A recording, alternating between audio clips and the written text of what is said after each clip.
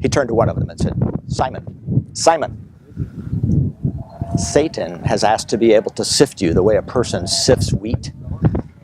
But I've prayed for you, Simon, that your faith might be strong, and that when you return, you'll strengthen everybody else. Peter said, I'm ready to go to jail for you. I'm ready to die for you. Jesus said, unfortunately, no, Simon.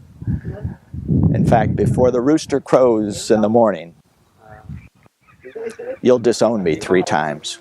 Do you remember he said when I sent you out without a wallet and without a suitcase? Did you lack anything? No, nothing, they said. Well, he said, new plan.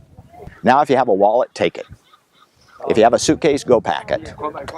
And if you don't have a sword, well, sell something like a suit and buy a sword. As it is written, he was counted among them as a criminal. And that's going to come true. That's going to come true among us, in me. The disciples looked around the room. They said, hey, here we have 2 swords. He said, that's enough. Then he led them out of the city, across the valley, into the Mount of Olives, where they always used to go. He left the disciples at one place. He said, you fellows wait here, and pray that you won't give in to temptation. Then he went on a little distance away from them, about as far as you could throw a stone. He knelt down, and he began to pray. He said, Father, is there any way for me not to drink this cup? Nevertheless, not what I want. It's what you want. An angel came and strengthened him. He prayed on in great anguish, so much so that sweat fell from him and fell like drops of blood on the ground. When he was done praying, he went back to where the disciples were. He found them asleep. He woke them and he said, didn't I tell you to pray so that you wouldn't fall into temptation? Even as he was speaking to the disciples, suddenly they were not alone. Now there was a crowd led by a man named Judas, one of the 12. Judas came straight toward Jesus. He made as though to give him the kiss of greeting. And Jesus said, what, Judas?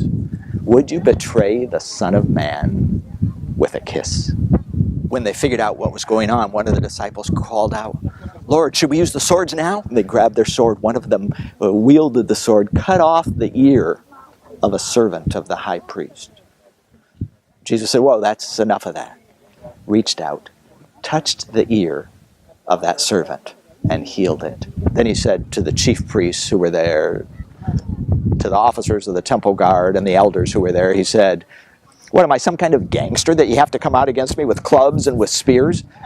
Wasn't I every day in the temple speaking publicly and you never laid a hand on me there? But this is your hour, the hour when darkness rules. They grabbed him, led him away, took him to the house of the high priest. Peter followed way in the distance.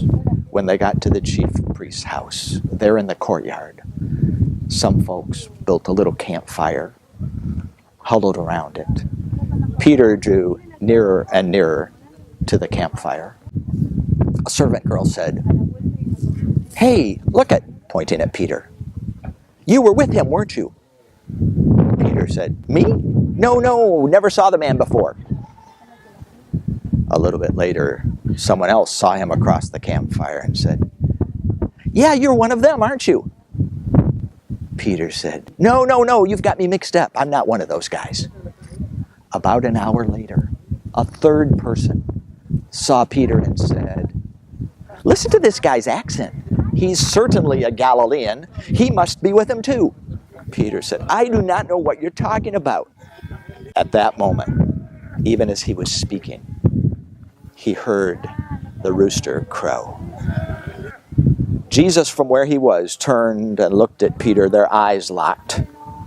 And Peter remembered what had been said just a few hours before, that before the rooster crowed, he would betray him 3 times. Peter left the fire, went outside of the courtyard, and wept bitterly. And that's one small part of God's big story.